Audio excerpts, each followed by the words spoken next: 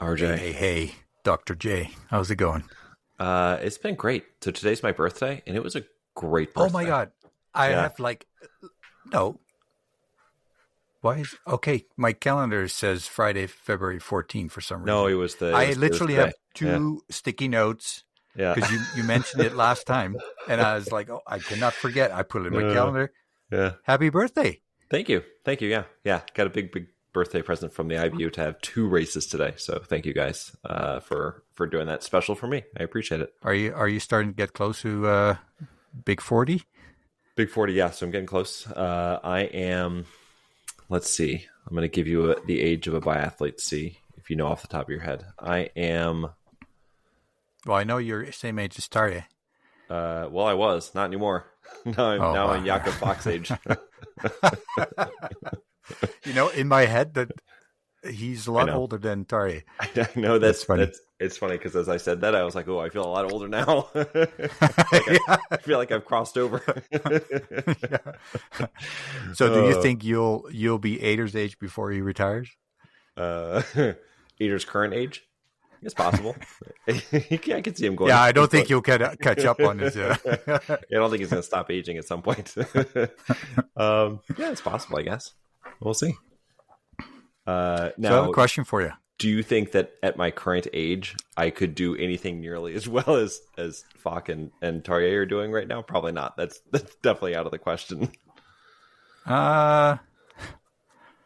Something similar. Is that what you said? No, if I could do anything as good as they do it, right? Oh. So Falk being 6th today, and anyway, we'll get to all that later. But you could probably pull the trigger at least as fast. Oh yeah, I could probably do that. although I must say the speed they even put the bolt back and forth. I know. It's ridiculous. It's pretty impressive too. But no, I have a question for you. You're probably aware that there's a few minor discussions between the U.S. and Canada about tariffs. Couple. Yeah, I would say. I just wanted to ask you, being American, you probably know all this stuff. Mm-hmm. Is there any tariff on kiwis that you know of? Well, that's a good question. So the serious answer is, if New Zealand has a tariff on us, according to the president, we now have a tariff on them in the exact same amount. Now, what does that mean as far as kiwis go? It's a good question. I'm sure they're pretty happy with the kiwis. I am very happy with the kiwis. Very happy. So all weekend long, I have just in my head been hearing Campbell Wright's name said the way he says it. And it's just like, I will not even going to try to pronounce it. But so it's I've just been thinking about him all weekend. I'm just in love. It's amazing. I just, for those of you who haven't seen the interview, I think it's, oh my God. worth. Maybe we'll be able to post it or even embed it in the podcast at the end or something. But at some point, somebody walks by, I don't know what, and probably congratulates him, and he's like, "Cheers, mate!" Yeah, it's so cool how he says that. It's so awesome. Yeah, everything about so we all love Campbell Wright, and the Worlds is the biggest audience, and there are going to be people who don't necessarily watch week in and week out and have not been, they might know his name, but they haven't been exposed to his personality. Everybody knows his personality now. There's no way you can miss it from his interviews. Just that sort of chaotic, fun energy he brings. Standing at the start line this morning, it's like Fillon Maillet, who's, serious on one side. There's JT Bowe, who's very serious, getting ready to start on the other side. And in the middle, you've got Campbell Wright, who's like, just bobbing his head back and forth and being silly. Yeah, and was so funny. It was amazing. His interviews, just his just general silliness. I don't remember if who he interviewed with, but they told him he was at 22 years old and you've accomplished this, and he goes, like 2 sentences later, he says, "Well, at 21 years old to have accomplished this," and he goes, "Aren't you 22? That's what Wikipedia says." And he goes, "Oh yeah, that sounds right." Yeah. And he made that comment too. But if I break my legs now and have to retire, then I'm pretty happy with what I've accomplished. But can you believe it? I mean, and I'm not going to say I saw it coming, but I also wasn't shocked to see it. Like, he's been in the mix so many times now. It's been a full year. Yeah. yeah. So, I mean, fantastic to do it right at the World Champs. Yeah. Oh, I know. Did you see? I think it was yesterday or today. It was today. Had to be today. And they apparently had a deal after Contiolati that if he got on the podium, that one of the coaches was going to shave their head, and so they shaved their head after the sprint. And then he goes, "Well, I don't know what they're going to shave today." It's so funny. I didn't want to think about it, but oh man, but he's so much fun, and I hope.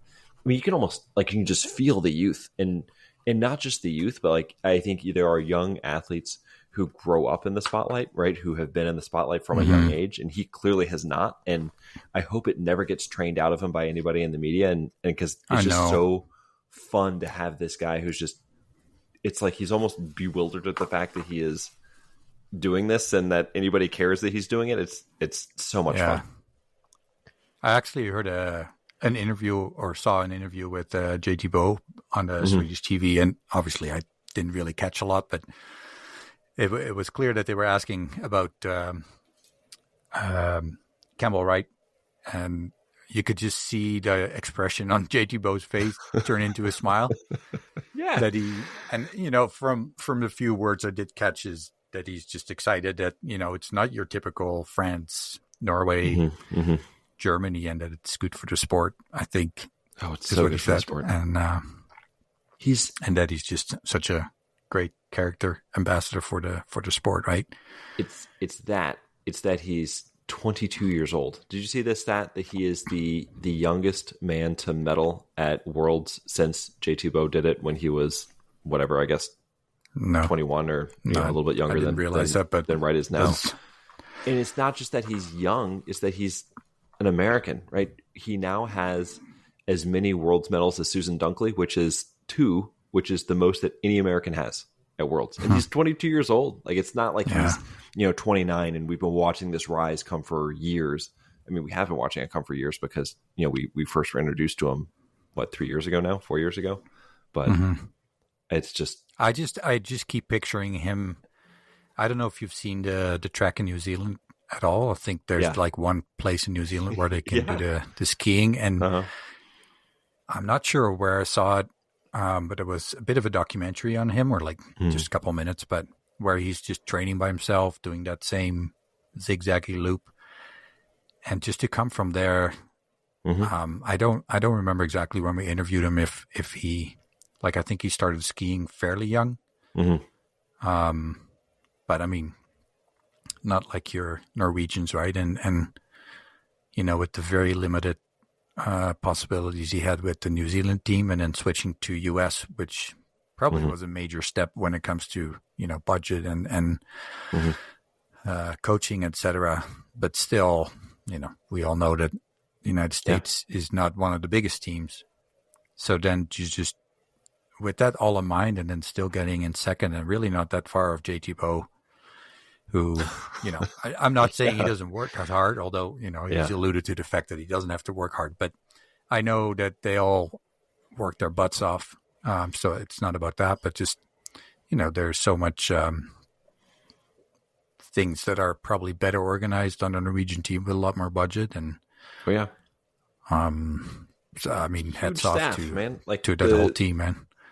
Just the amount of support staff that they have on the Norwegian team, right? The things that JT Bow or those guys don't even have to worry about because it's all just taken care of. But at the same time, I saw that there was a post from what are the Wax guys called? The Wax Cowboys. The Wax Cowboys, that they have the sponsorship with I think Mahova or Maho. Oh, yeah. Anyway, a sports brand, and that they went by their office and got some stickers that, because they used to have just a white bus or van for the waxing team, and then now it has Team USA Biathlon, something like that. It's got the Wax Cowboy logo on it. Which actually, if you guys haven't seen it, it's pretty cool. Did you? There have been so many things that Campbell Wright has done this weekend already that I'm sure I'm going to forget them all, but, and you of course sent me the screenshot and everybody has seen it by now. When he hits the last shot today in the pursuit and the look on his face is just like, whoa. I just thought I was so impressed with his shooting, like how calm he stayed. Yeah. Like nobody would have been surprised if he just, missed the last two shots just for the realization of, oh my God, I'm doing it again. Because, in the sprint, it's a bit different because that shooting clean is, your best ticket to good results. Mm-hmm. But in a pursuit, you just know, like, oh man, if I shoot all targets, I can hopefully stay ahead of these guys. Yeah. So to deal with that pressure and after his fifth hit, you see that explosion of energy on his face. It's just a fantastic shot. Well, and clearly he had an explosion of energy on the last lap because when the split comes up and he's 8 seconds back of J2 Bo, I was like, holy cow. Like, I was really kind of worried about who was behind him. QF Perot. No. It was Perot. Oh, yeah, Perot. And then Lagrad. Lagrad. Yeah. And I thought Lagrad already kind of gave me the impression that he was kind of skiing on the limit. Mm-hmm. But I was like, hopefully Campbell Wright can stay ahead of Perot. But he was and I mean, I know that JT Bo was also not going 100% probably. Mm-hmm. But I don't know. Yeah, man. It made me very excited. I mean, I didn't actually think that he was going to catch him, but I was like, the brief idea. I had the thought as the race was going on, and this, during a sprint, it's just so chaotic and it's so fast that you don't even have time to get nervous. Yeah. But as the fourth lap was going and Campbell Wright was, coming in and he was going to shoot, and I think was it Jacquemelle at that point? And I was just thinking, it has been such a good weekend. Even if he misses, I cannot, I'm not upset. There's nothing, I'm so thrilled with everything he's done, that the sprint was amazing. And he clearly was, showed that it wasn't a fluke by having such a great pursuit up until that point. I was like, even if he, blows up, has 3 misses, it's still been a great weekend. But I was still so nervous. I was like, I don't even know if I can watch. I have never had that experience with an American biathlete before. I have never had it. It was just. I also don't think it's very common. No, right. It was just scenario, right? So it was so cool to actually to have that moment, and it was just, as a biathlon fan, it was fun. It was fun to experience that. It's something that I think, I don't even know. I was going to say something that Norwegian or German or French fans feel all the time, but I think that it happens so frequently for them. I think that's different. Yeah. It's just, it's not replicable. So, wherever he is, Campbell, I'm when sure he's not listening. Won his race, or maybe, yeah. Wherever even then Campbell is, I just, I shot him a thank you, but just giving us the thrill of having that race is just, it's incredible. And I'm hoping that a bunch of American fans were tuning in and watching that, because it has the potential to be a big moment. And he's only 22. Did you watch it on Eurovision? I watched it with Chad. And and I bet he was a little bit excited. He was a little bit excited. Yeah. He was pretty thrilled. I couldn't not watch it with Chad today. I had to be there with him just in case it came through. So yeah, I don't even know what else to say about Campbell, but it was an incredible weekend, and I just thank him for giving me an incredible birthday present. Yeah, no kidding, eh? Man. Yeah. Well, I'll say it now. So there is a very good chance that at least I will be in Oslo for the last weekend of the World Cup season, and I cannot wait to actually meet Campbell Wright in person out there. Hopefully he's not sick or anything. Hopefully he's there, and they're not going to be any issues. But we had the opportunity to interview him back in, was it November? And that was really fun. And it'll be, we've had this, and it'll just be fun just to say, hey, you're awesome. Thank you so remember much. He was sick then, right?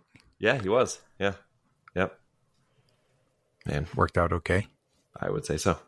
Yeah. Since we're applauding the U.S. male men's team, Jermaine, incredible. Campbell Wright's roommate. How about Schomer, hey? I know. Yes. Schomer, who... Like, it wasn't even, is he going to make the World Championships? It was more like, are we even going to see him on the, in biathlon again? Yeah. And we've talked about it a couple of times over the past year or so. Mm-hmm. And then not just, he didn't get a medal or anything, but I mean, to come in, like he qualified and then 39th today. Yes. Yeah. Rose right on up. Wow. Like, that's immense comeback from where he was. I'm what wildly a impressed. Satisfying feeling he must have. Like, because I'm sure he had doubts. Like, should I even bother? Or to come back and just be part of this success. I mean, it's been said many times, but of course, you don't win a silver medal by yourself. So just as the whole team, like they must be losing their minds, right? The celebration tonight was probably immense. I can't imagine what it was like, especially the Wax Cowboys. And you mentioned Jermaine, coming in 12th in the sprint and 21st in the pursuit. I mean, the 12th was his career best, and he's also a very young guy. You had Sean Doherty, a veteran, who also qualified for the pursuit. He was 41st in the sprint and 45th, in the pursuit. It was the best first weekend of Worlds, and I mean, obviously Campbell Wright alone, best first weekend of Worlds in U.S. biathlon history. But man, just all up and down, the team has to be really thrilled.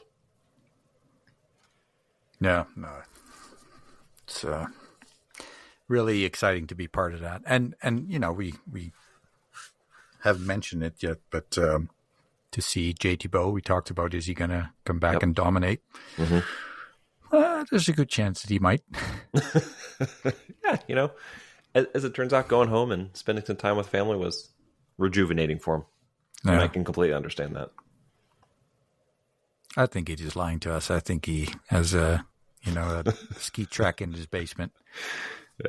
Yeah. Oh, I'm sure. Yeah, I'm sure going home and spending time with his family is also.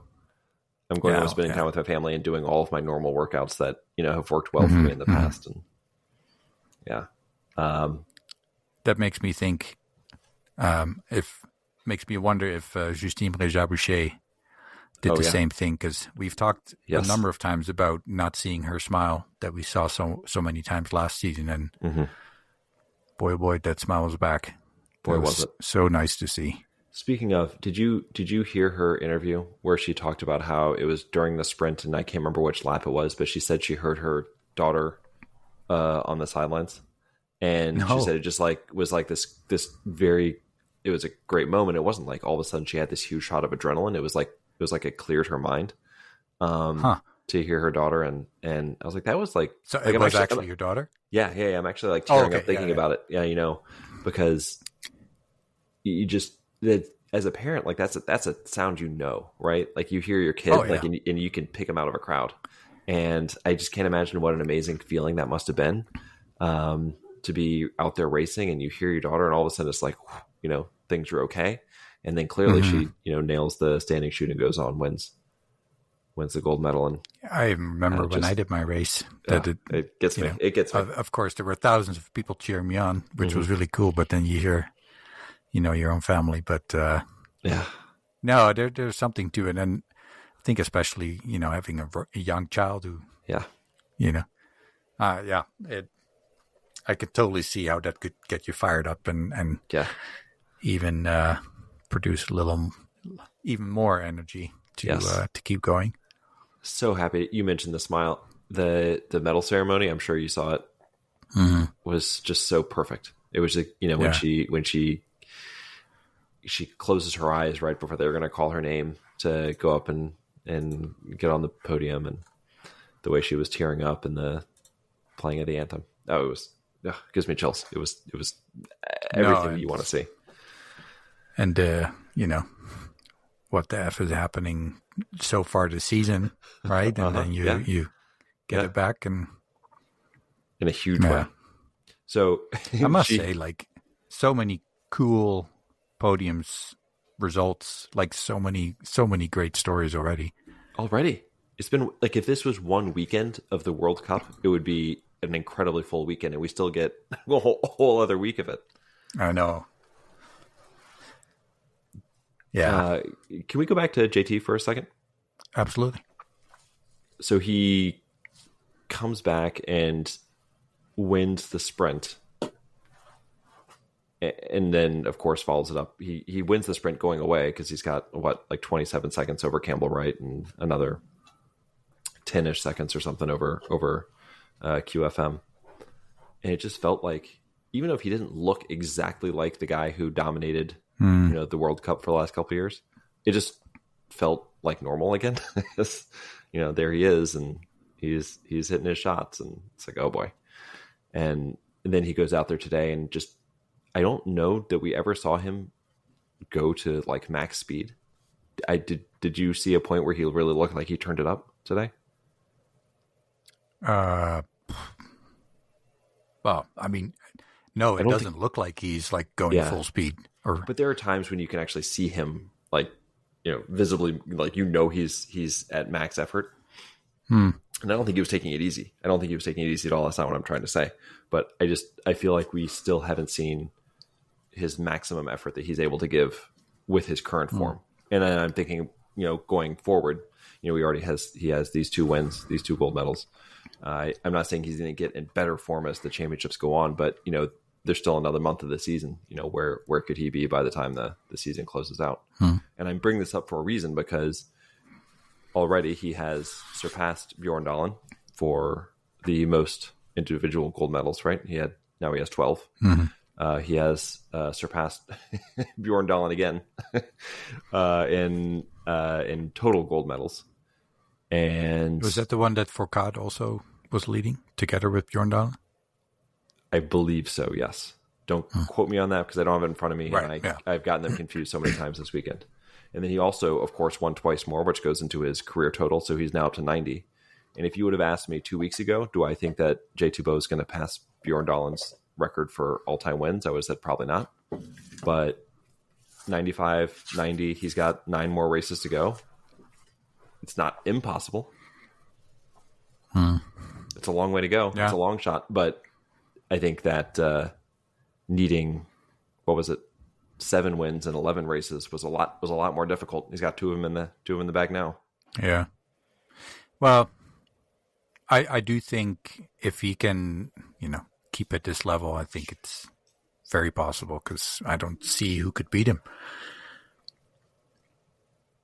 His shooting, he's so fast, and he misses 1 or 2 every now and then, but he has the speed to deal with that. And the speed is getting better, right? And the guys who are closest to him, obviously Legride is leading the World Cup. He's got yellow, and then there's Jacqueline and Perrault, and besides Perrault, I mean, the other 2 have not looked stellar. Legride has had bad finishes, but he hasn't looked quite like he did before Worlds. And Jacqueline, I don't know where he's gone. I still feel this whole season we haven't seen the Sturla that he can be. Oh yeah. He was getting close to the his ski speed is but I still feel especially his skiing is not at his top capacity. Yeah, so who knows? Maybe we'll see him make a surge at the end of the year too. But I was just thinking about, do you think that he can get to 95 wins? Obviously he can. Do you think there's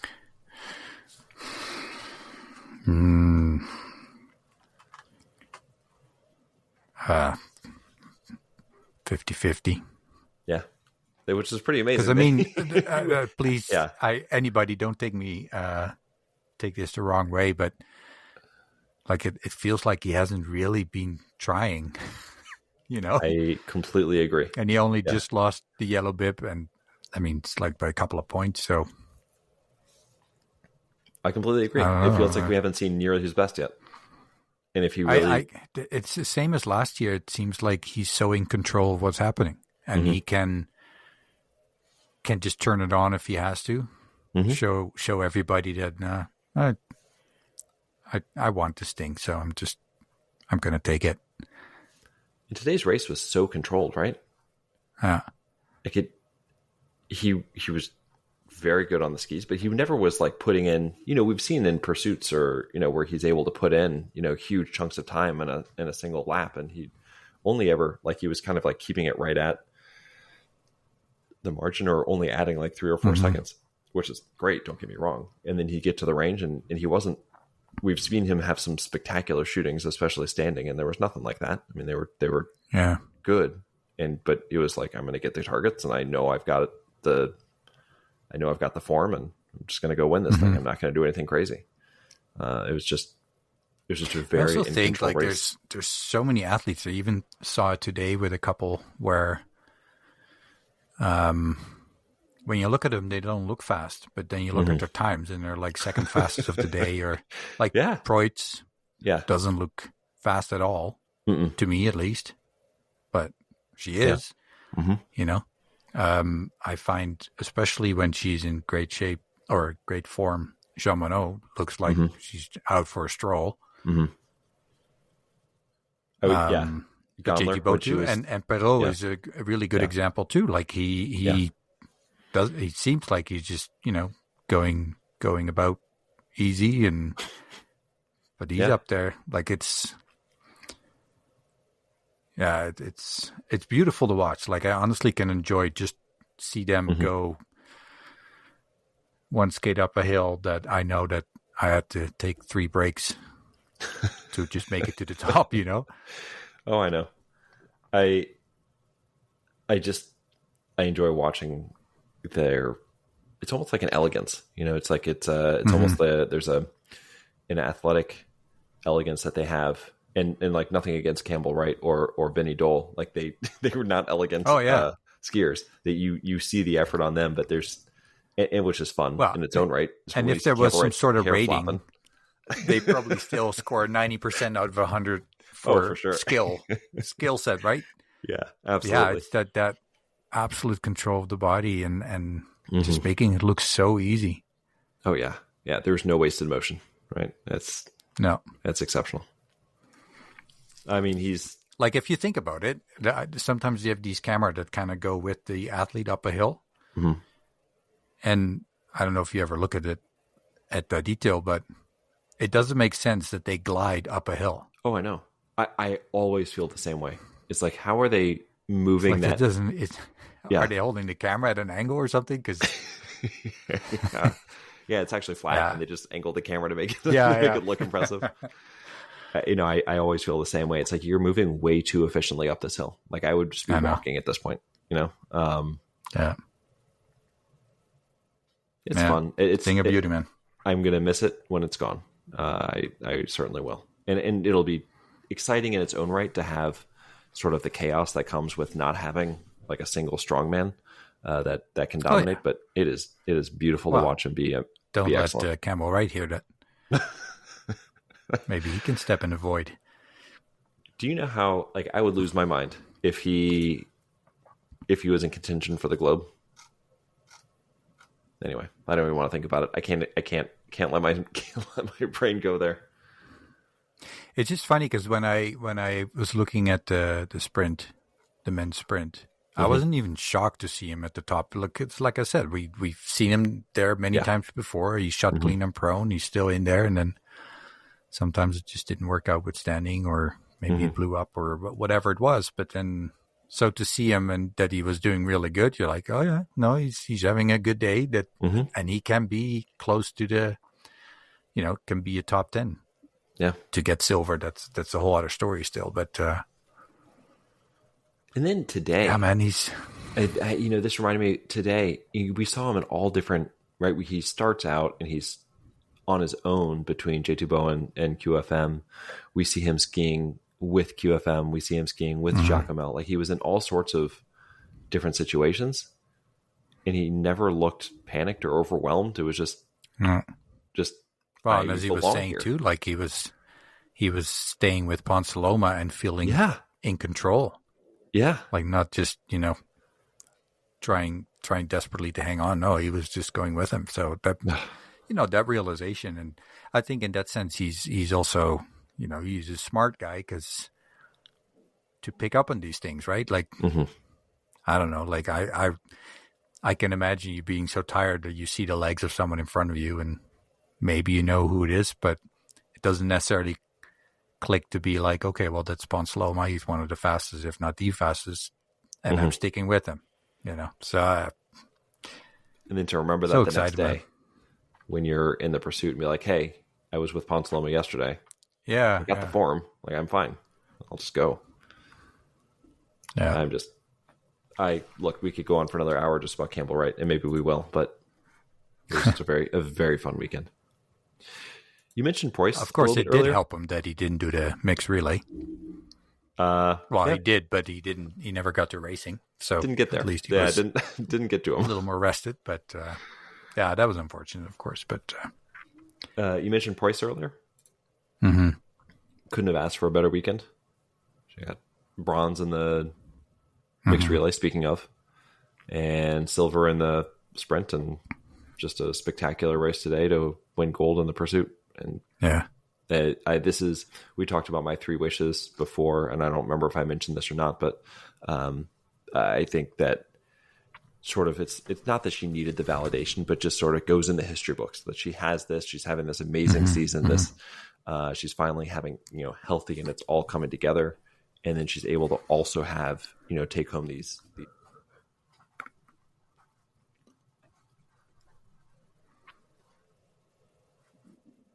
On these. Hold on. Mm-hmm.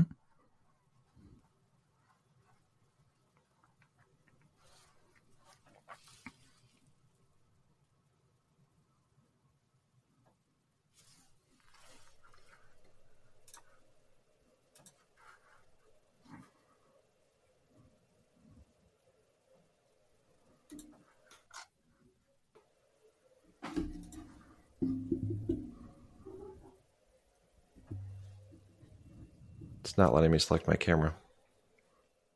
Or my I see you, though. My microphone, excuse me. I hear you, too. Seems same quality, but...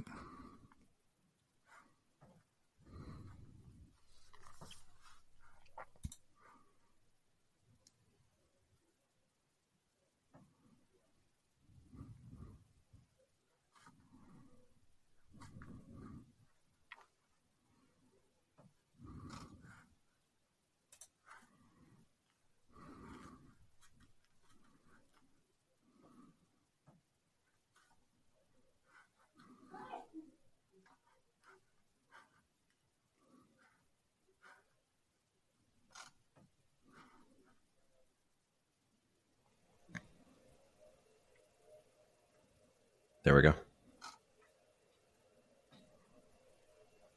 All right.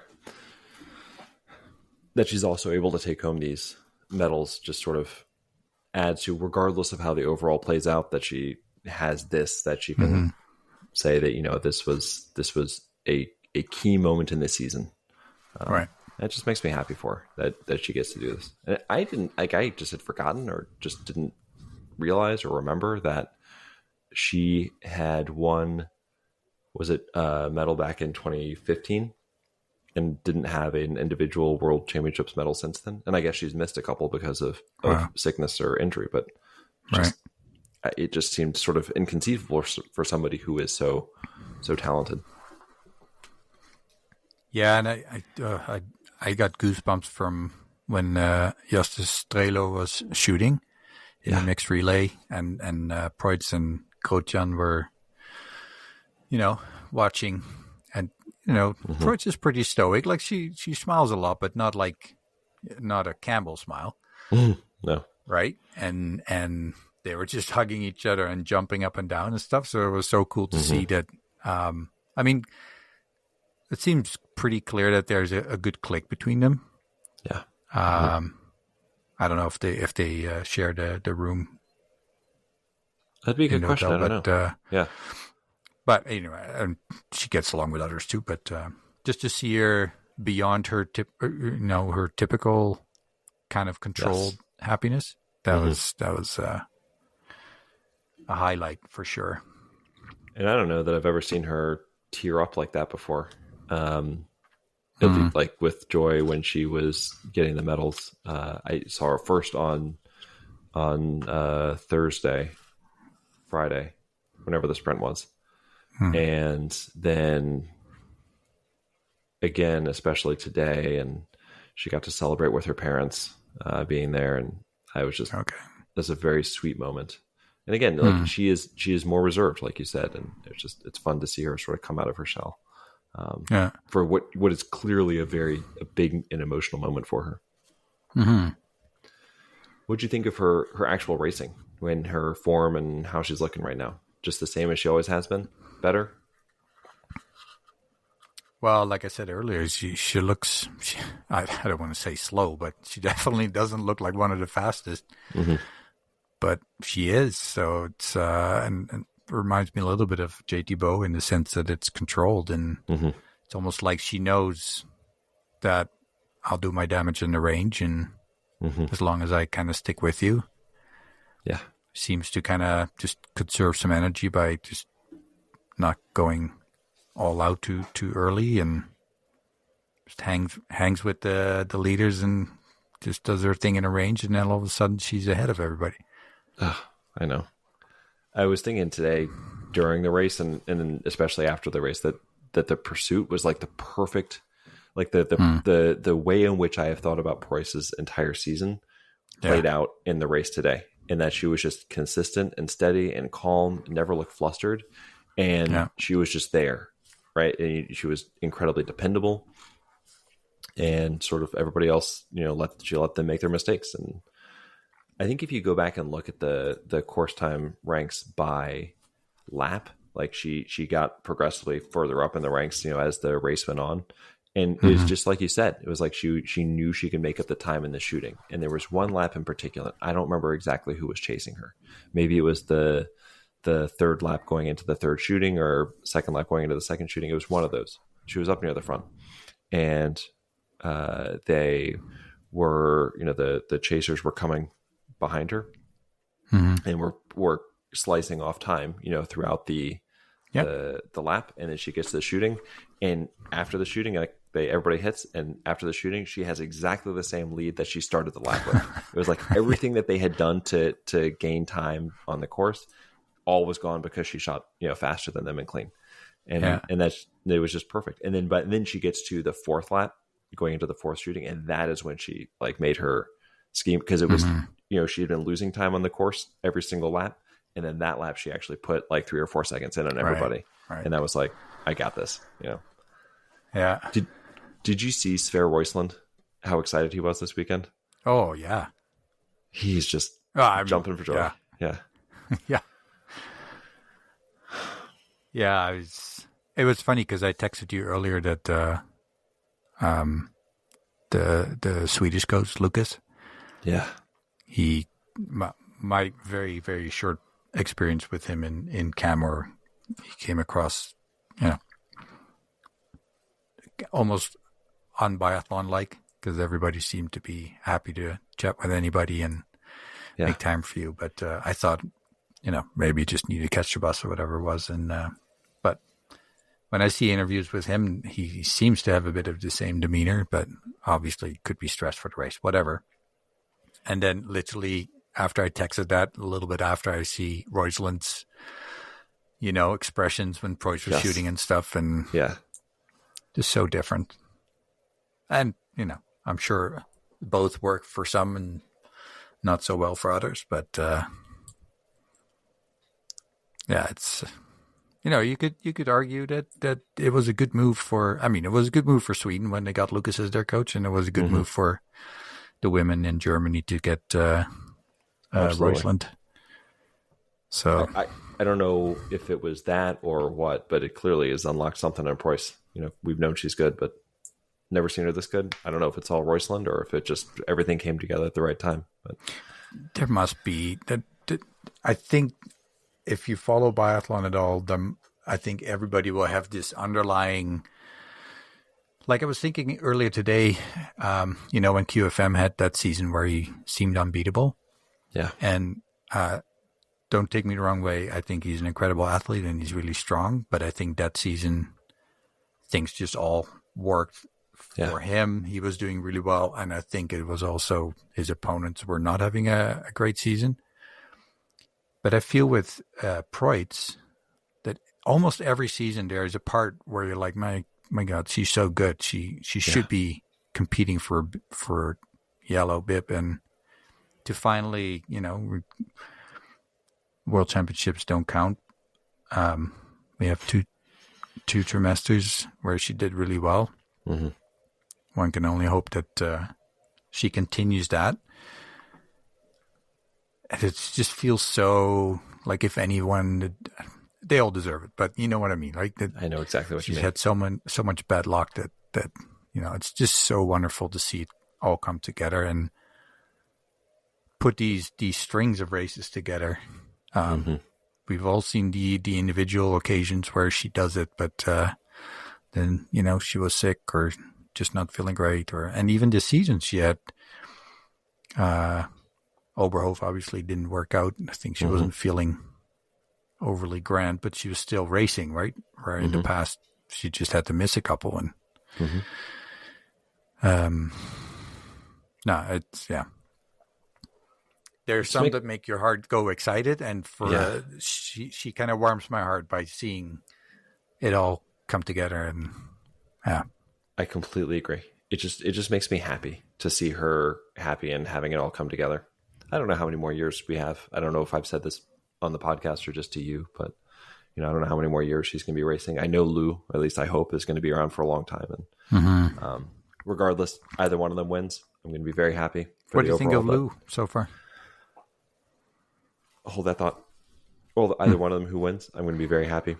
I kind of hope it's Preuss, just because, like I said, I don't know how many more years we have left, but either one of them are going to be very deserving champions, and it just makes me happy to see her having this moment. How do I feel about Lou? I think that Lou has been very good, just not quite as sharp as she was a couple weeks ago. We talked about does the break, does it break up her form? And I'm not going to blame it all on having a couple weeks off, but I think there might be something to, you're racing every week and you kind of keep it rolling, and she's close, right? She's not having disastrous races. I think she was, sixth in the sprint, and I don't remember what she was in the pursuit. She was up there. Fourth, fifth, sixth, fourth. I was surprised to see today that she couldn't really ski with the other athletes. Yep. She kind of fell off. But it's just unusual for her, right? But same thing happened to her in the third lap, I think, in the sprint, is that she fell off a little bit. Also, just a couple of misses, just a little loose. And it could be wax too, right? Because could be. It seems to be that there's bigger differences between athletes in the same team, depending on brand. Yeah. Or just, height and weight, and, being small and light might work better. Based on what I've seen today, I think the conditions suited small athletes really well, given that Anna Magnussen was, I think, at some point flying by Elvira. It's like, holy crap, where does she come from? She was motoring. She was on fire, yeah. Yeah, that was fun. But yeah, I still think we haven't seen the best of Jean Monod for those championships, and if she came out and won the individual, I mean, it would not surprise me in the least, but just hasn't quite been. So if she was like on A++ form in Ruhpolding and Antholz, then I would say that she's been on A- form. Like, it's been close, but just not quite good enough to get on the podium. And it had a couple of things here and there, and I think she'll be okay. I did enjoy. There's definitely a very strong click between her and Justine Braisaz-Bouchet. Oh my gosh, yeah. Remember when in Camor, I took some videos of her, and which I still don't know 100% for sure, but they were like kind of taken off to the back of the field with a big container of booze. Mm-hmm. So I mean, maybe they've known each other forever, but That's very cool, though. Just lose excitement for Justine winning was so cool to see. It was. It made me really happy. And it, like, again, we could be seeing the same thing, except the opposite on Tuesday. Yeah. Did you see, speaking of celebrations, at the end of the pursuit today, the Preuss goes over to Braisaz-Bouchet and gives her a hug and takes off her, it was definitely like a warm, genuine hug, takes off her skis off. And then they both go over to Elvira, who's, down on the ground, and they both are giving her a hug and taking off her skis. It was like, I love this sport. This is the second time I've teared up today thinking about you, right? It's just, you don't really see that in other sports. Everyone, they are fighting tooth and nail. And then as soon as the race is over, they're like, hey, you did great. Congratulations. And it's almost everybody is like that. I can't think of anybody off the top of my head who's not. I just don't want to say. Even to the point where, Tandrevold comes to mind. She's not having, a great comeback, but she'll still do the same. Like she'll still be, coming over, not like, I hate my life right now or whatever, right? And take off. Like they're still so respectful of each other. And are you saying that because it's funny? Are you saying that because of what she did this weekend? No, not a particular event. I must. Yeah, so after Hacky Gross finished in the sprint, like Tandrevold was right there, and she clearly had been done for a little bit, but she was right there to celebrate with her. That was just really neat. Oh, okay, yeah.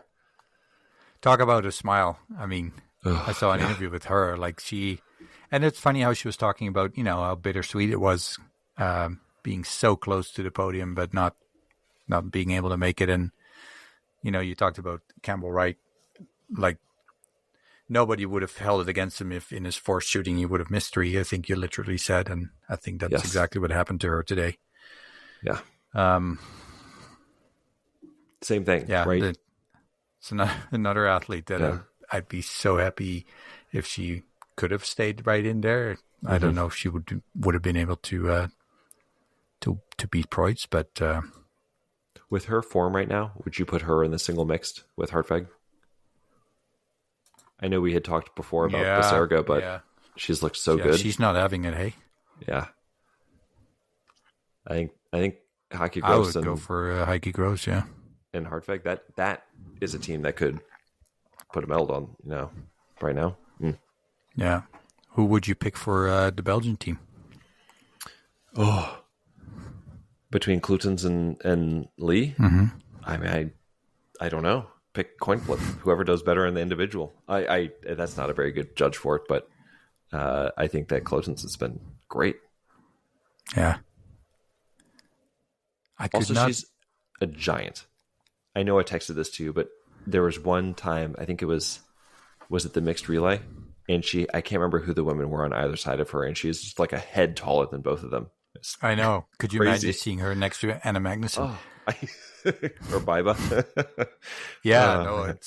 She is super tall. And I had a picture I posted on Instagram where I think her stock must be also on the smaller side.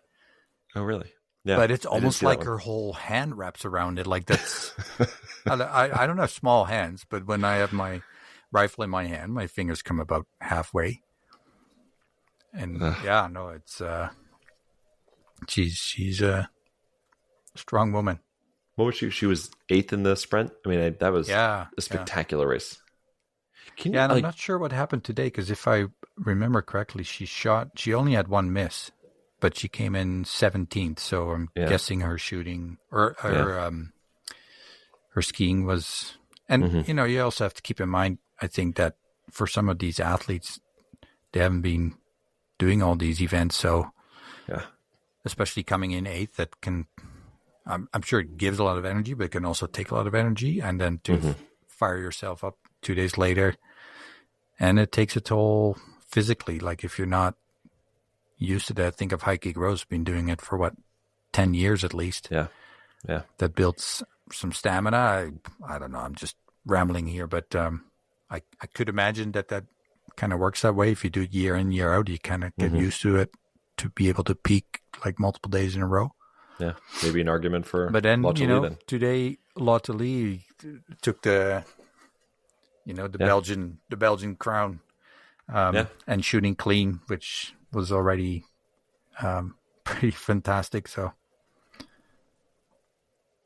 yeah, they got something good going there, and it's incredible. And Lotte Lee told us 2 years ago, right? That I know. There's this Maya coming. She's going to be good, and it's turning out to be true. All these French women that are about to get stuck in the backlog trying to get on the World Cup team. Just one or two of them could find a Belgian relative, maybe, to just fill out a four woman team there. Yeah. Yeah. Who we haven't talked about yet? Because Florent Claude is a brother of the other Claudes, right? Yes, he is. Yep. The Emile and and Fabien. Yeah. Yep. Yeah. Who we haven't talked about yet? Belgium. I wrote it down. I'm just gonna keep saying that until you. Oh, so many. No. Suvi. I apologize. You were going to say something about Belgium. Yeah, another podium. Oh no! I looked at Belgium. They were 10th in the mixed relay. They had an 8th, 29th, and Yves Bouvard also qualified for the pursuit. Mm-hmm. So they had 3 girls or women in the qualifying in the sprint, and then Florent Claude 17, Langer 42, and it wrote down tackles. So I think that's probably an autocorrect issue, but. And then Lotte came in 14th, Maya 17th, and Bouvard 52nd. And then Claude got 14th, which he seemed super stoked about when he came across the finish. And Langer 46. So, I think they deserve to have good expectations, but I think I would say their first week was pretty positive, to say the least. Solid. Considering where Belgium Biathlon was like 2 or 3 years ago, 3 or 4 years ago, like before Lotte Lee, really. I mean, I'm thinking it was basically like Florent Claude and Thierry Langer, and that was about it. And hey, don't forget Michael Roche. I think he raced for Belgium too for a bit. Let me look that up. I don't know why I'm thinking that, but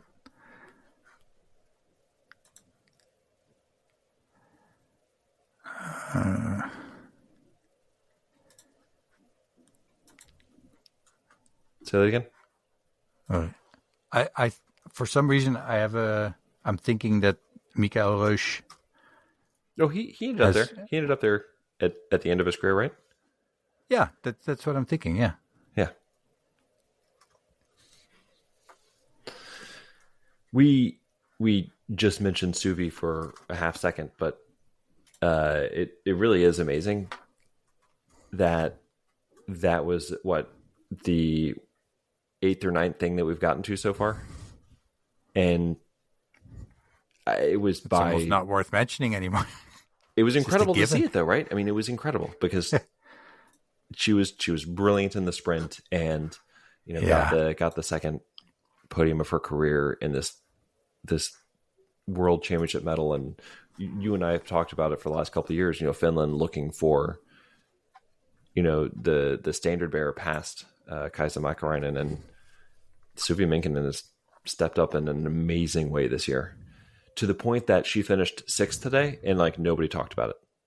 Mm-hmm, and it's just remarkable that she finished 6th place in the World Championships before this year. Would have been a huge accomplishment for her, and now it's just like, all right, well, it's another top 10. That's Suvi. Disappointing that she's not on the podium, right? I know. Yeah, she got world new medal. What's wrong with her now? It's just. Well, it was cool in an interview. She was talking about how this preseason she took a different approach, where she spent 3 months at altitude, and where she was saying, like, in Finland, they don't really have high mountains, so it's I guess it's not the best place to train at elevation, and clearly worked out for her in an amazing way. Yeah. And she didn't. We've seen this before too. People get fast and they kind of lose a little bit of their shooting, and she's still an amazing shooter. I'm loving. I talked about it so many times. I love this season for her. I love that all this hard work has paid off, and I love that she just has been so consistent. And you take out Antholz, and like every other weekend has been amazing for her. You Antholz wasn't feeling great, right? Yeah, I think like the whole team had the flu. They had I remember. Yeah, social media posted last about race it. And stuff. Yeah, and they had She looked great in the mixed relay in that first leg. Like she was right on Julia Simone and Finland. She exchanged. I think it was in second place, but I mean she was basically 0.6 seconds behind or something like that. Right. Goes out in the sprint and certainly wasn't slow, but she was shooting like a maniac on a day that really nobody was shooting all that great. Hangs on to win bronze. I love it. I'm so happy for it. Very similar to Preuss, that she has had this great year, and it's not like she came to Worlds and either was sick or the pressure got to her. She was able to have this moment, and whatever happens the rest of the way, the first week has been amazing. Very similar feeling to Heikki Gross, though. Hey, yeah. That's just incredible. Because considering that they're not sprinting to the line together, like in the sprint, right? Yeah, ironically. But Preuss 0.9, 0.8, Minkkinen 0.10, and then 11.4 for Heikki Gross. Like it's insane. Yeah, 1.6 seconds. And then Braisaz-Bouchet had to come in and at the end and blow everybody away. But that was just a crazy tight top three. Yeah. Throw Michaela Carrera in the mix. Where did that come from? I don't know. That was crazy. That was just, and she was in bib like 2, wasn't she? She was. Yep. One of the very first women out there, and it kind of felt like at the time, like, all right, that looks like a good time. We'll see, we'll see how it stands up, but it just kept staying near the top. What do you think you would be doing if you would have raced and you're like, oh yeah, it's a pretty good time? Like, would you be somebody who would watch the race and count on every athlete, or would you just go for a walk? And no, I'd watch. And I'd be pacing the entire time while I'm watching. I wouldn't be like sitting on a couch somewhere. I would be up and. Yeah, I think I'd be like, okay, call me in half an hour, and I'm going to go for a walk. I think I'd be like too anxious to watch every other athlete shoot, and then oh my god, I actually did pretty well, and for a while I probably wouldn't even be aware of it. Because being the second bib, you just sort of you assume that, all right, eventually I'm just going to get past, and it would be a while before I realized, oh, my time is actually still up there. That's pretty amazing. Yeah. In the sprint, also wanted to mention Sidorovic in 13th and Jääskeläinen in 27th, and Anna Maka was also up there, and I failed to note her place. I can look it up real quick. She was 40. 45th. I actually typed it out, but she was in 45th. I just looked it up. And then I think the fourth Polish woman did not. Kamila Zuk did not. She was in 68th. Zuk, that's right. Yeah.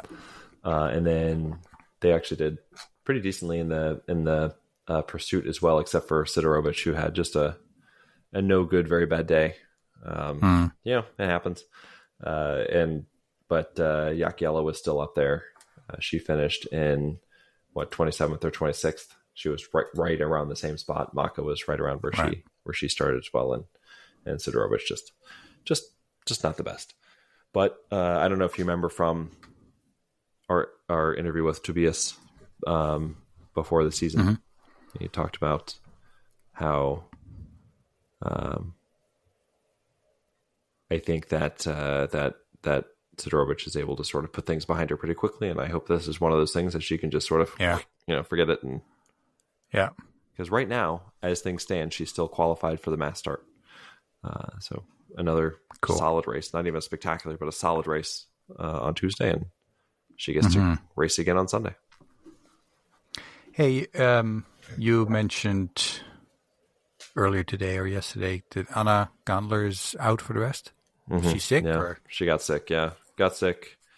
I think she was already not feeling great during the sprint. Mm. And I think that explains why she finished where she did and wasn't feeling well today, didn't start, and actually was expecting to race the rest of the week, but got much worse and decided, just going to go home. And I think Doro, do you know what Doro?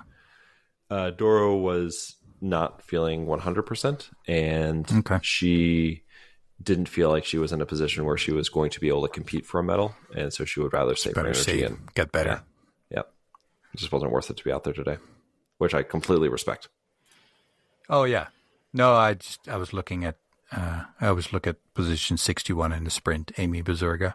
Mm-hmm. Would have been nice if she could have raced a pursuit, but I think doesn't work that way. I get it, but for the Americans, I think by the way, yeah, DJ Irwin was really close. It was like 63rd or something like that. And so anyway, Margie Freed, 64, was right there also. Yeah, and I did want to shout out to Ukalek Sletemark. She got in 72nd, but one of the few who had 0 misses. Yep, and she had a long, and like we talked about Schomer, but Ukalek had a pretty long recovery from a knee injury as well. So I don't think she was expecting to be at full strength. Right. And then her brother, Sondra Sletemark, was also planning to compete, and he got sick. So it's just unfortunate. Like, is he out for the championships, or is there still a chance they can do the single mixed? I don't know for sure one way or the other. Yeah. Okay. I hope they can do it. It'd be fun just to be out there. Yeah. Fortunately, they're still young, so I think we'll see them for several years. Yeah. How'd you feel about the Canadians this week? Well, I mean, the women, did great in the sprint qualifying, 3 of them. And I think the pursuit, was good, solid. Yeah. It's always nice to see at least one of them, climb up a number of places. But I mean, I don't know. It's just one of those things. Like I think it's a good result that you have three of your women qualifying for the pursuit, right? I was pumped. They all made it through because it was 3 for 3. Yeah, and Paradis was one of them. Pascal Paradis. I think she was like 38th in the sprint. I thought that was an excellent result for her. Yeah, and she's like 24, 23. She's super young. Yeah, on the men's side, Adam Reynolds. To me, that's sort of a given almost expectation that he qualifies for the pursuit. Yeah. But Halden Berkelund was 62nd, so super close. They both had one miss only. And unfortunately, Logan, who has been shooting very well this season so far, seems, if I remember correctly, last couple of races, it's not been as great. And unfortunately, he got in 89th, so he wasn't able to qualify. But I don't know. It's really unfortunate for Holland, but it was good to see that Adam did make it to the pursuit. So,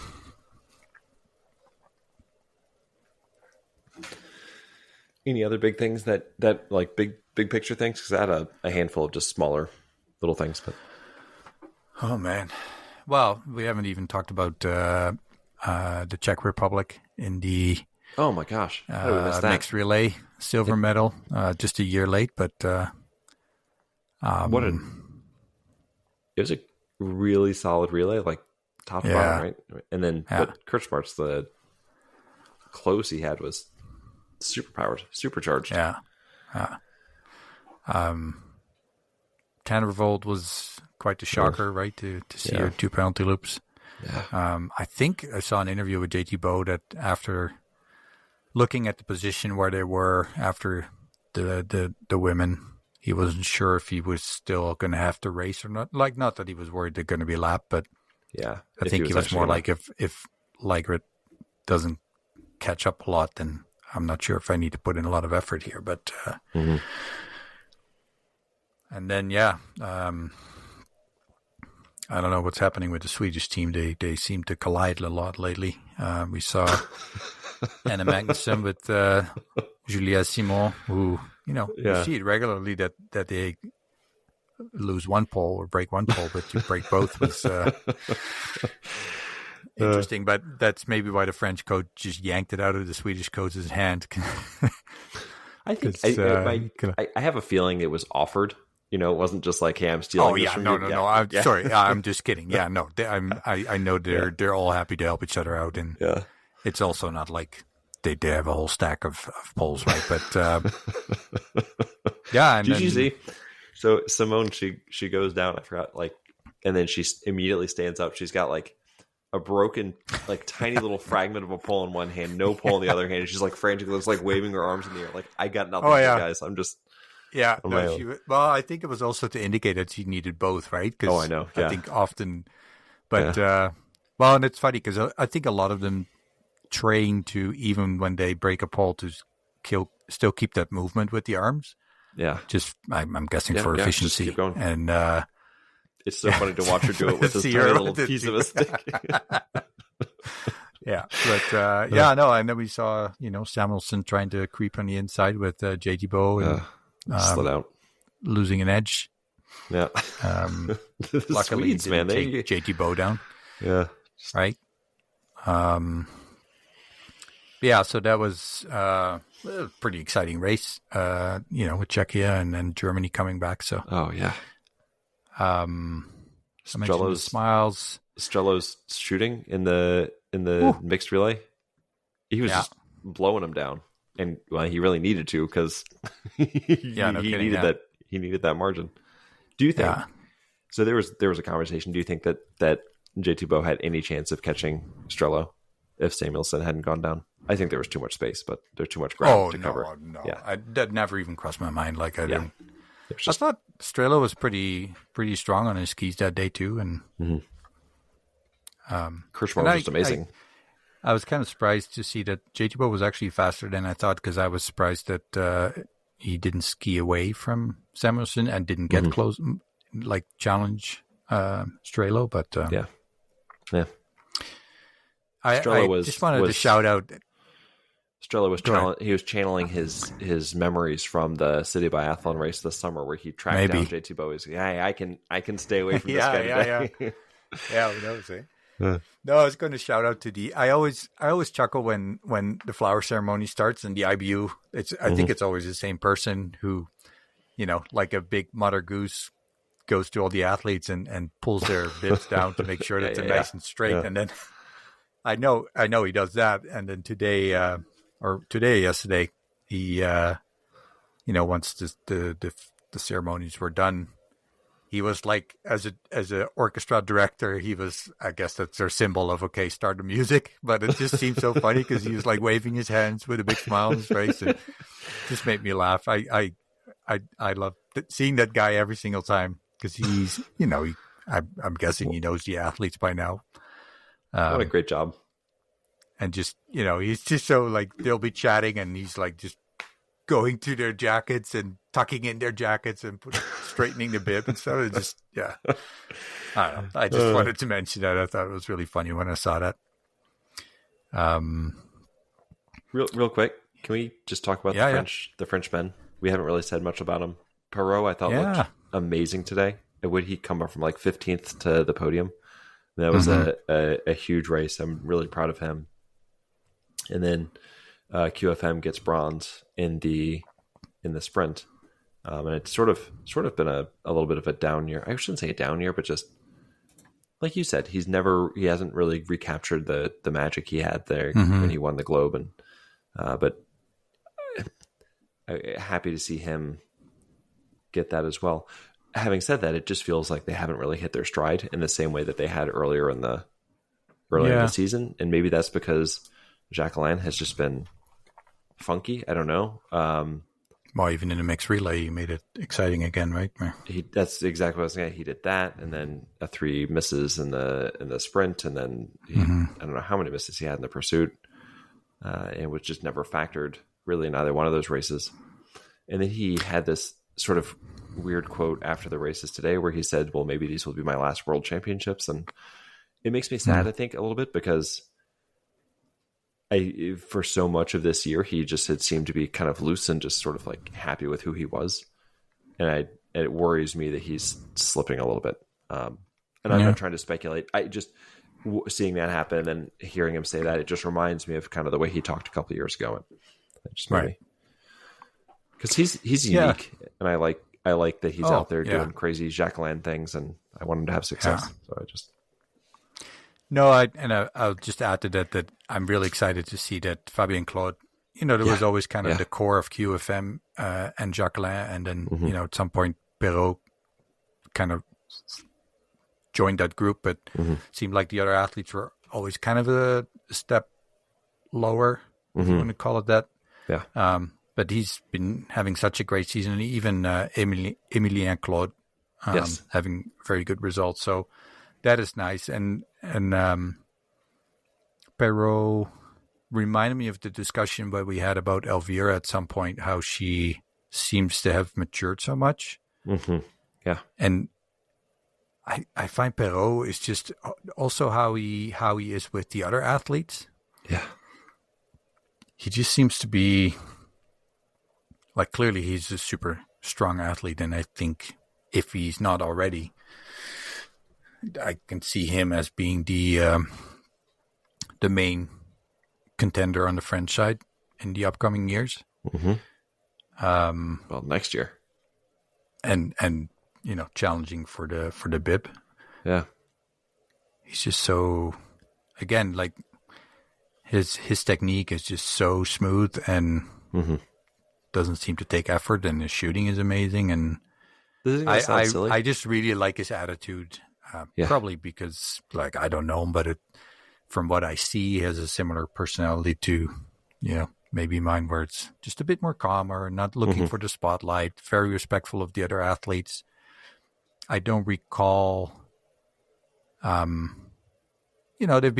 French have been taunting a little bit in a playful way. Like, I don't think it was any disrespect or anything, but it doesn't seem he's really highly comfortable with doing that. Like, it's maybe not his style or whatever, but I don't know. Like, he just, like I said, how he seems to be very well respected with the other athletes, and I don't know. I'm very impressed with him. Like he would not shock me if he just happens to win the individual all of a sudden and does really well in the mass start, for example.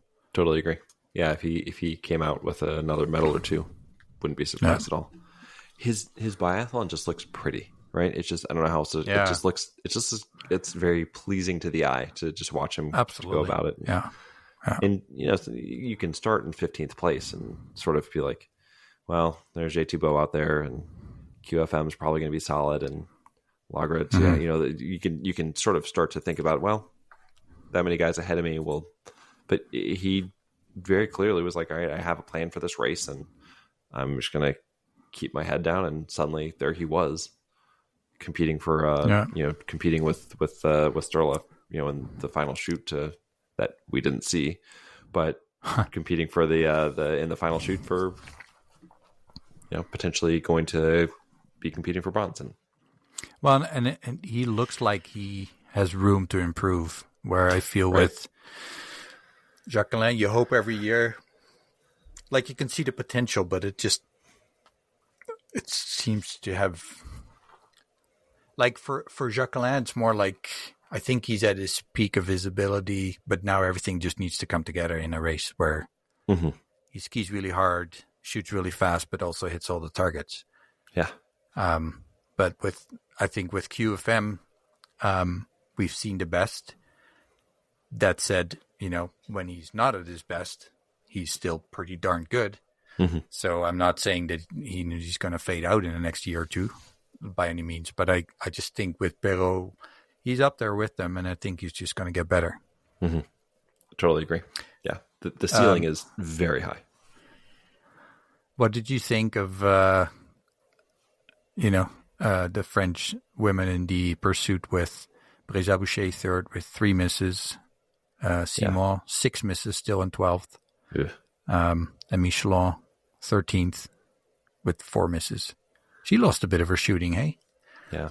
I think that the French women could not have been, that they can't be pleased. I mean, anytime you get a medal is good, but when you start with with one of your athletes in first, and then Simon and Jean Monod were clearly in great striking position, like 30, 35 seconds back. They had to feel like they were in a really good position to get not just one, but two or maybe all three medals with the strength of them. And there was a point, I think, was it the second lap or the third lap, where all three of them were skiing together. It's like, all right, here we go. Wasn't there one non-French kind of in the middle? Oh, was of it? there? I didn't catch that if there was. So, but yeah. Yeah, it just felt like, all right, these guys are going to work together and chip away, and suddenly it's going to be, the French women dominating. And that's just not the way it played out.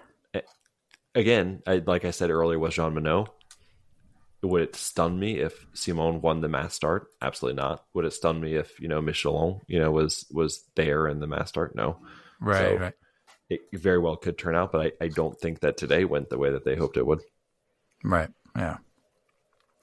Do you think Simone, by the way, real quick, do you think Simone has any after effects of the collision, or was today just a weird day? Well, the one thing you never know is if there was anything happened to the rifle. Mm-hmm. Oh, and I think that's a good point. If you fall, if anything, even if nothing has changed, there's probably still that concern of hopefully nothing changed. And I don't know if her first shot after that was a miss. But then I think you really start thinking, oh, crap, I hope it's not the rifle. Mm-hmm. Maybe that played a role in that sense. But,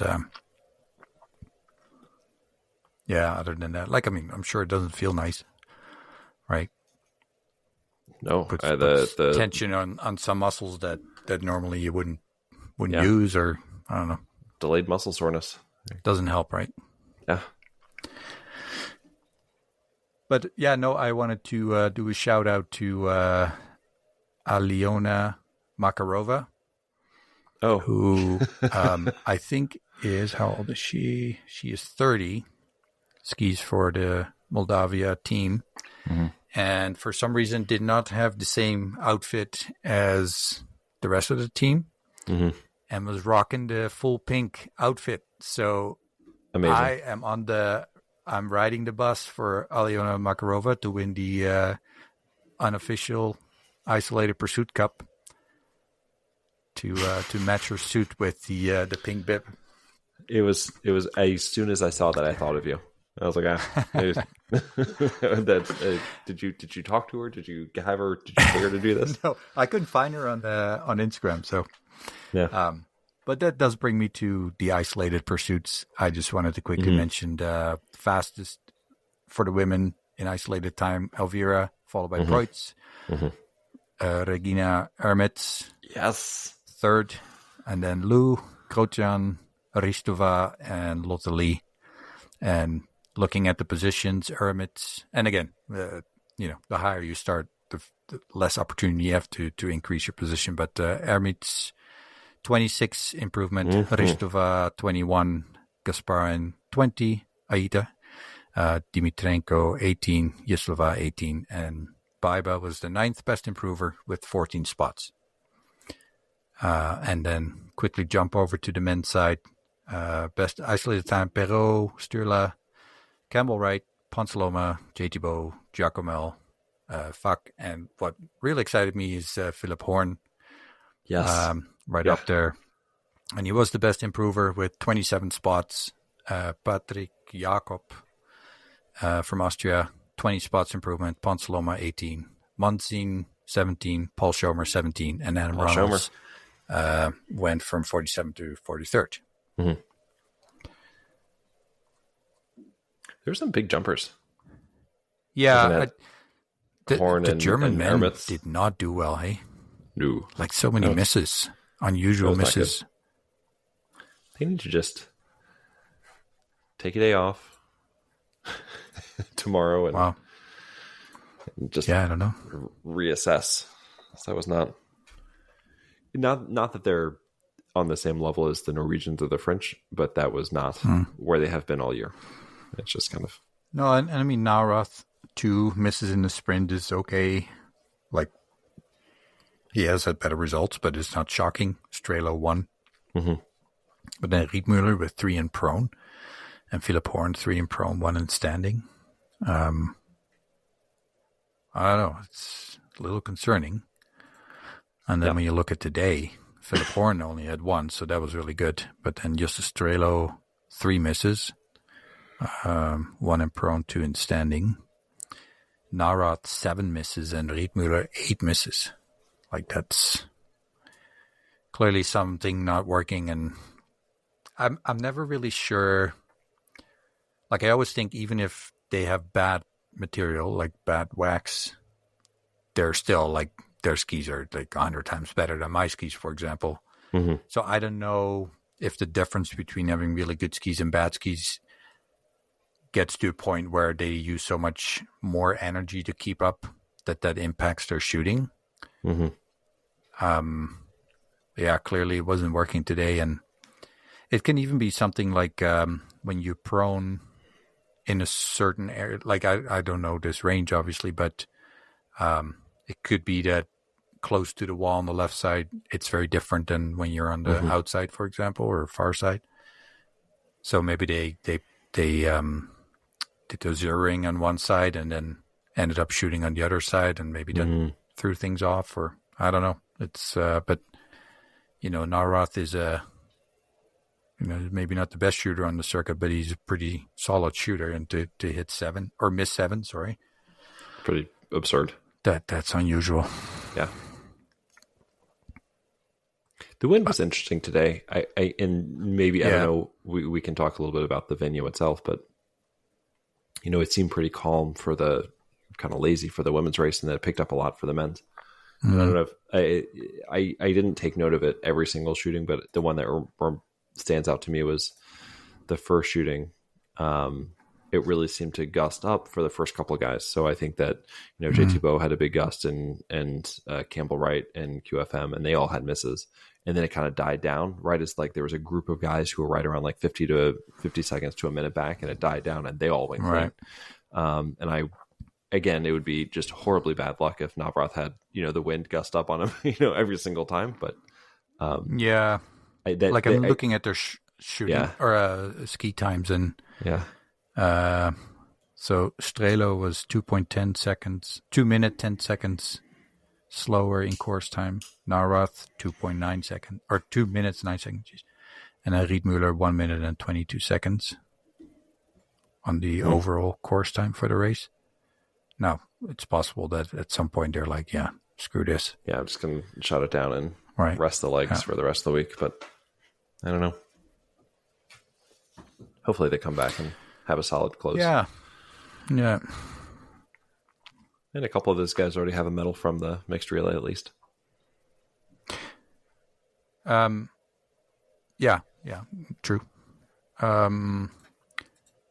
You had a note about Strumsheim. I missed that he took a wrong lane. Was that towards the finish line where he kept going and then? No. It was in the last shoot today.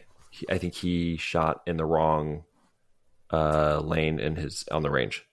Oh, crossfire? No. I think he actually just like took the wrong. Like he was supposed to go in like say number like 7, and he went to number 6 or something like that. Oh, okay. And he got a penalty deduction for it? Or that was my understanding. That was my read of what the thing was. Okay. And so he got bumped down. And then I had a note about, I don't know if you saw Uldal, but in the third shoot today, he shot in 14.7 seconds. And my only question was why? Like, what was going on? He was like in 24th place. It just seems the risk. I get maybe, you hope that if you hit them all, you're gonna make up a bunch of ground. Yeah. He really didn't. There wasn't a whole bunch of ground to make up, so it just seemed like the risk wasn't worth the reward at that point. Anyway, just kind of. Are they so good that they see that if I'm not going for the podium, I might as well practice to shoot under pressure? Yeah, that was crazy. Right? 14.7 seconds was just outrageous. So I'm looking at the race jury decision for the men, and it actually says Jakob Fock time adjusted -6 seconds range issue. So I don't think Strumsheim lost any or didn't get time added. It was just they gave it to Fock. He must have cut off Fock, who then had to move over. Yeah. So that was probably kind of nice. They bumped him into the flower ceremony. Yeah, or the podium. That's the rules, right? It's, and then today I was really confused because at the broadcast that I was looking at, it seemed like Hannah shot clean, but then the stat said that she had a miss. Yeah. And then she skied past the penalty loop. Yeah. And I was like, okay, what the hell? But there's no notes on that. It just says Sidorovic actually had a 2-minute addition because she forgot to do penalty loop. Yeah. Yeah. See, that's kind of the unfair thing because, being, so much slower than these guys, we still get also only a 2-minute. So sometimes it's actually to our benefit to just keep skiing. Because the cumulative loss of time by having a penalty loop is probably more like a minute or something. The impact it has on the rest of the skiing performance is probably worth to just kind of skip it. Yeah, I'll take the bonus. I'll take the penalty, guys. Being happy with a 60% hit rate, that also means that there's numerous penalty loops involved. So, not today, guys. You just, as you go by, just say, add it to my tab. Exactly. Yeah. Can you believe we didn't really mention Oberg? That's Elvira. exactly what I was going to say. Is we made it this far, and we never mentioned Elvira, which is really a shame because she was spectacular today. I didn't know what to expect because in the sprint, she had the exact same number of misses as Jean Monod, but was like 20 seconds slower. And I was like, that's kind of. Right. And I know she had been sick and Antold, so I was like, this isn't looking great. She didn't race the mixed relay, right? I was like, maybe she just doesn't have it. No, she was okay. Came back and grabs the medal today, and the first individual world's medal of her career. So look at her go. Yeah, Swedes still. Yeah, I know. I mean, Ponsloma had a obviously strong race with being the fourth fastest today, isolated time. Yeah, but I mean 3:33 and 4 misses. Sebastian Samuelsson just doesn't seem to be himself. And then the women, like I was saying, Magnussen was on fire, but 3 misses. I mean, Elvira had one, so that was great, but Hannah 5 misses. That was not great. No, she had that little time where she seemed to kind of get over her not so great start of the season, but and they all had 2 misses in the sprint. All 4, which is kind of crazy, all 4 Swedes. So, yeah. Still, I mean, I'm looking at this and it just, I don't know. 2 years ago, when they had, and of course Pearson or Jesblom is Mona? not racing. Sorry, Lynn Pearson, Jesblom is not racing, and I just think of a couple of years ago though you would have looked at this team with Elvira and Hannah and Lynn and Magnussen, Mona Pearson. Yeah, and you would have been like, they will be just. Who's going to beat them? Like they're going to be an unstoppable force, and it just hasn't quite worked out. And I guess that's why you can't just assume things because you got to race the races and see what happens. Well, and, with Hannah, are we getting to the point where, like if Elvira has a down period, you still, she'll recover. Yeah. And I still expect Hannah to do better than she's now, but it's been a couple of years though. Yeah. At least, Ella Halverson kind of came out of nowhere. Yeah. So that's pretty awesome. How did your ex-favorite biathlete do this weekend?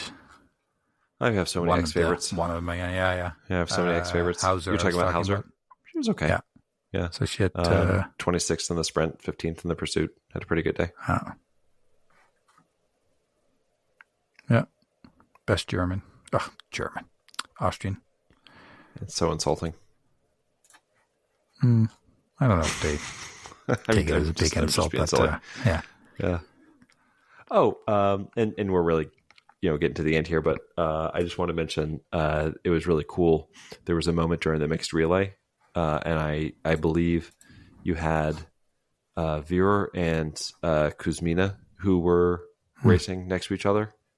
And it was like, whoa, this could have been a mixed relay from 10 years ago. Yeah, so funny. Yeah, that's true. And I think it was Bataska Fialkova and Kuzmina were the women for the Slovakian team, and they exchanged, I think, in 5th place to the men. So it was pretty good. And then the men, I can't remember who the 2 men were. It was not Borglum though, or anyway, but didn't finish up as well. But still, really nice start for them. I typically mention Lampic. She actually shot better standing than prone in the sprint. Really? So that was cool. Huh. Yeah, she had only 3 misses. I say with all respect, which is, it's not 70% for her is. Oh, I thought you meant 3 misses standing. No. She had 2 misses prone, 1 miss standing. Okay. So there we go. That's actually okay. That was a good result for her. Yeah. And then so she got 14th in the sprint with those 3 misses. And then today she had 1 miss, 2 misses, 4 misses, and came in 28th. I mean, she's still there, man. Yeah, it's going to happen. With 8 penalty loops, and she's still the fastest skier, beating Elvira with 3.1. Who do you think 3rd fastest was today, skiing? Couldn't tell you. Hannah Oberg. Huh. Well, even with hitting what? In front of Halverson, Michaela Carrara, and then Julia Simon, and then Justine Braisaz-Bouchet. The Swedes were on fire, man. Yeah. So were the targets. Or not, because they just weren't getting hit. Well, yeah, no, that's true, yeah. This is the other thing I was going to mention about the mixed relay was the French were way out in front, right? They had this massive lead. And it was probably because of that we got to see like every single one of their shots. The number of shots that just seemed to like they were just right on the edge that felt like, right? And I was like, man. Yeah, sorry, go ahead. Oh, I was going to say, I don't know how many other shots, because we didn't see everybody else's shots, right? Mm-hmm. But you did see the French, and I was like, it's just a couple of those go the other way, and it's a different race. I posted the targets of Dan Revolt, which is so horrible. Like, she literally had 3 edge shots, and every time the lead actually sprayed onto the middle of the target. Ugh. But it didn't fall. And then I saw Ponsaloma shooting today in the prone. He had his first, I think it was the first 2 shots that were like dead center, like really close to each other. Mm-hmm. And I don't know if there was a wind change or what happened, but the next 3 shots were super close together, probably almost touching, but they were all on the edge on the left bottom side. Huh. Like if you're like, shoot as close to the edge without shooting inside, that's where you would shoot. Man. And the coach, I think, said something about the wrong wind adjustment. So I don't know if the wind picked up and he clicked, and maybe clicked the wrong way. It does happen sometimes, and I'm not sure what he was referring to. But game of inches. And look at that. Millimeters. Oh, no. Yeah. It just, you look sometimes and you see, somebody was, Lampic was 7 of 10. And I'm just using her as an example because I remember you saying that just a second ago. But there are 7 out of 10s where, your 3 misses are way wide. And then there's 7 out of 10s where you nick the edge and it just didn't go your way. And that's really hard. Yeah. A really good race. I remember seeing some standing shooting. No, I know. Where you're like, they're zooming into the wrong target, but no, it was just just that part. Lampic was not a good example. And trust me, I've been there. Where you're like, when your coach looked through the scope and is like, I only see 3 bullet prints. That's because the other one's halfway to Canmore, the other one's halfway to Calgary. No, we only shoot if it would be on the way to Calgary, I would be really off. But oh man, we're all right. So what do we have? 40-minute mark or something like that. What do we got up coming up? Is it start on Wednesday again or Tuesday? Yeah, we got Tuesday individual for the women, Wednesday individual for the men, Thursday single mixed, Friday off, men's and women's relays on Saturday, and then mass starts on Sunday. There are going to be some real tired legs on Sunday. Here it says 16th February. Oh, no, that's today. And then 18, 19, 20. Yeah. So 18 is the individual, 19 individual, and then the 20th is the Wednesday then? Thursday, single mixed. Thursday mixed, and then the Friday off. Yeah, okay. Yeah. They're going to be some tired puppies at the end of this. As my dad would say, as my mom would say. And then Novo Mesto, Pokljuka, and then Oslo. And then Oslo. Yep. And you're going to have to, these athletes are going to have to see my ugly mug and. Well, maybe both of us. Maybe both. I didn't want to put any pressure on you. I've been putting pressure on you privately for it's too late for that, man. I know. I've been texting you about 1,800 times, but yeah. Yeah, and I have like, what do you call your family-in-law, I guess? My sister-in-law was asking when my American friend is coming. Well, we're going to meet up in Norway, of course. That's the only way to do it. I still think if that's going to happen, that's the first time we'll ever see each other face to face is in Holmenkollen in Oslo. It's actually kind of perfect. Truly meant to be in a way. Yeah. We bonded from a few thousand miles apart, and of course we had to come together in Oslo. My only problem is that I'm scared to go because I don't want to jinx your travel. No, I know. As soon as you end up there, actually, so not even kidding. I was looking at flights, and there was like 3 options, and one goes through Boston, one goes through New York, and one goes through Atlanta. And the Atlanta one was way more expensive, and I was like, I kind of want to pay for the Atlanta one because it's way less likely to snow in Atlanta in March. Yeah. End of March is probably not too bad in Boston or New York. Probably be fine. Yeah. But I'm getting very excited about it. Mm-hmm. So are you 100% for sure? I would say, you remember how I think last time we talked, I was like 0.1% sure. Now I'm like 99.9%. Yeah. When Katie said that, she's like, you have to go. I was like, all right, I'll go. Yeah. Her mother-in-law she's coming down. Or her mother-in-law, my mother-in-law is coming down. Do you have another parent that could come help Dolores out? Yeah, we'll do our best. I'll send my mom. Yeah.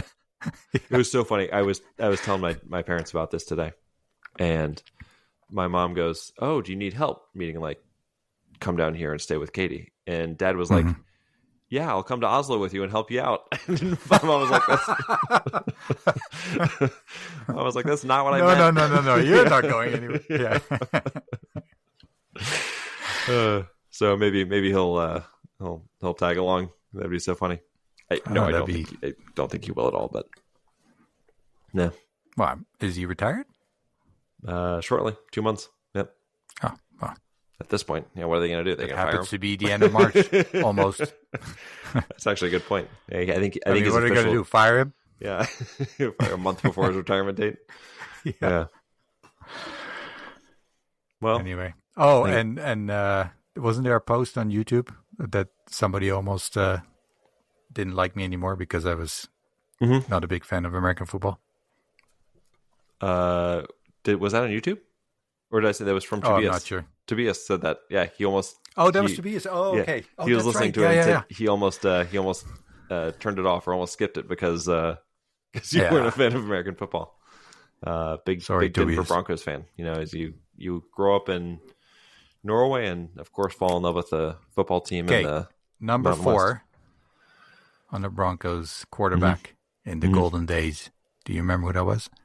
Number 4? You mean John Elway? The quarter. Hey, John Elway. Yeah, from when they won the Super Bowls in the 90s. Yeah, John Elway. Was he not number 4? He was number 7. Right? Number 7. Oh, 7. Okay, jeez, I'm off on that too. Oh, of course I remember this. The only reason I remember it because I was like, that was like the some of like the first times I actually remember who won the Super Bowl was the Broncos. Oh, okay. Before that, I was watching, but I I didn't know what I was paying attention to. And right. Well, and if you know anything about Holland, you'll know that even though the flag is red, white, and blue, the color orange is very dominant. Yes. Yeah.